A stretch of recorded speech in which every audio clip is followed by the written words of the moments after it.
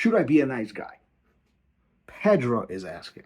I recently had a conversation with one of my students, and Pedro was asking me, shout out to Pedro, by the way, he was asking me, how can we manage the balance of being a good training partner at the same time apply pressures and apply control points to manipulate the situation to our advantage. And I'll tell you, this is the hard part, because our head by nature is we want to be friendly. We don't want to smash our partners, but at the same time, we do want to smash our partners. We do want to control them. We do want to put points of pressure. We do want to submit them. And I always think about this in a sense of, well, if we are not selfish about this, then our progression will be much slower. However, if we smash our partners all the time, then we are not going to have training partners. So it is a very smooth and fine balance here between those two, how to be a good training partner and how to apply pressures and achieve goals that you personally establish for yourself. I'll tell you this, when I was in my earlier days, white and blue belt, I was not a good training partner. You can ask any of the guys who still train, who are black belts by now, who train with me.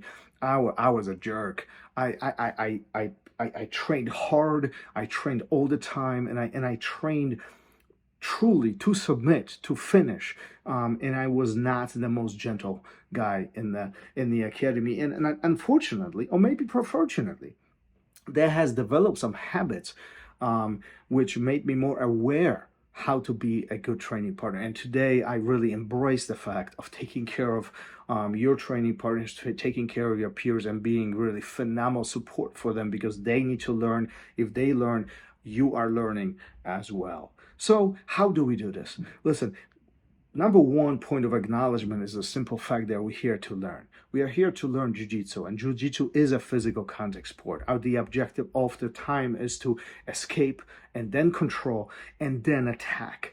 And no matter how we slice this, there is a point of friction that will take place where we are applying our own will, our own weight, our own points of control against the training partners. And to be quite honest, they will do exactly the same thing to us. So manipulating and going through these motions is extremely important. So how do we get ourselves in a mental state where we can achieve our goals and yet not to be jerks?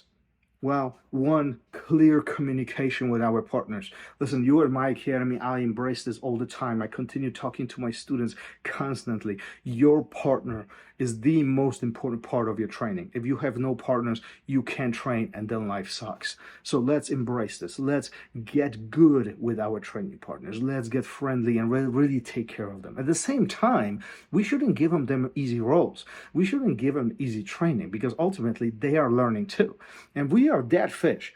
The Deco told me this just a few months ago, when we had them on our podcast, the Raw Radio, and he said, listen, you don't want to be a dead fish. A dead fish is somebody who's just there, and they are not applying any resistance whatsoever. They just let you do whatever you want. That's not good at all. Something that's even worse than being the jerk, simply because it's completely unrealistic situation. So how do we maneuver through this? One, we need to give our partners resistance. We need to challenge them from mental perspective and physical perspective. But there is a big difference between being a jerk and being a tough training partner. Okay? Be tough training partner.